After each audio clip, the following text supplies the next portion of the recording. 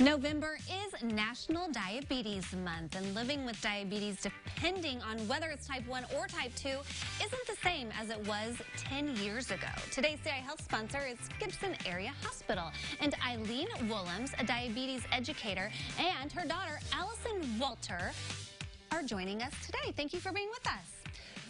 So you both have a personal experience and connection to diabetes, and which is why we're here to talk about it. You being mom and working at Gibson Area Hospital, but you have a son with diabetes. So kind of tell us a little bit about your story. He was diagnosed last September at the age of 2. We noticed that he was drinking a lot and having wet diapers more frequently, and naps were longer. By the end of the week, I called the doctor and they said monitor him. By Monday, he was barely awake. He barely had any burst of energy. So we went to the doctor's office, and his sugar was above what their machine reads. And so normal sugar is 100, and his was above 500. And look at him right there, so stinking cute. And I'm sure as a mom, that had to have been frightening, not knowing what's going on. But lucky for you, your mom is such a great resource here for you. So let's talk a little bit about your role at Gibson Area Hospital. So I've been with Gibson Hospital for 26 years, I think. I love it there enough, so I've spent my entire career there. And probably about 20 years ago, they asked me if I'd be interested in becoming a diabetes educator because there was a need at the time and even now. And so I dove into it, and it's probably been one of the most rewarding experiences I've ever had. I love helping people with diabetes, and as luck would have it, I guess, it's come in very useful in helping with Elliott with his type 1 diabetes. Yeah, and so he has type 1. There are different types of diabetes. So let's go over specifically the type that Elliott has with type 1 diabetes. What is the difference? So type 1 diabetes is an autoimmune disease, and what happens is that his own immune system started to attack the cells that make insulin in his body. And when that happens, the insulin's got to work somehow. You have to have insulin in your body to work with the sugar that you have. So, and there is no, once it happens, it's no cure. No cure.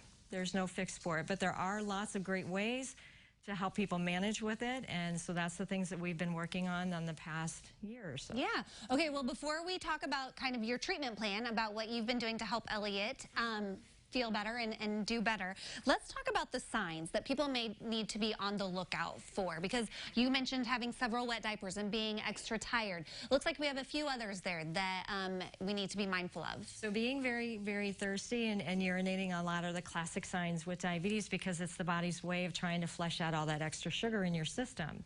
And that's one of the things that Elliott was doing, unusually drinking a lot of water and wetting through his diapers a lot.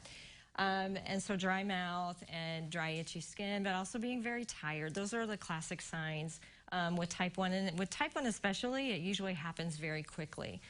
His symptoms really started, and within a matter of days, we had the diagnosis of it. So wow. Pretty quick with type 1. You brought some tools here that you use to help Elliott. So let's talk a little bit about what you do as a mom to help your son. Well, when he first came home, he got 4 shots a day, injections. Yikes. It was hard with him, yes. And we have 2 other children, Easton and Elliott, or Emerson and Easton. So our days are busy. So we switched to a pump. So this, we change it every 3 days, and it gives him the insulin. So that replaces a shot? Yes. It's not a fun, it gives him a shot once every 3 days, and it's not a fun one. He doesn't enjoy it. But then it's only 1 every 3 days. So that's a lot better than every day. It's a lot better, right. And he gets insulin throughout the whole day. Every meal he eats, he has to get insulin. Every snack, he needs to have insulin.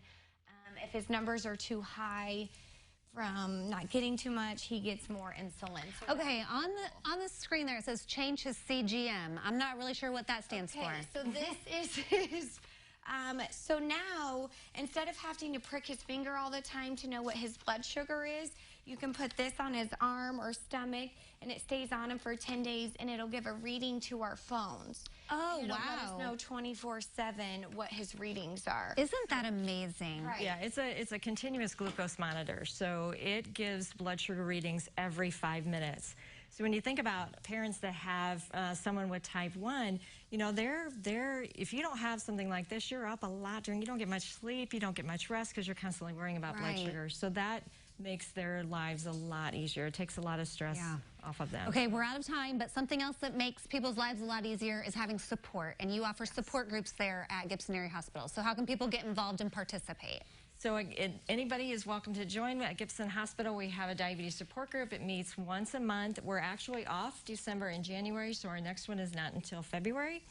But anyone is welcome to come. We have different presenters, different people that can give little helpful information about diabetes.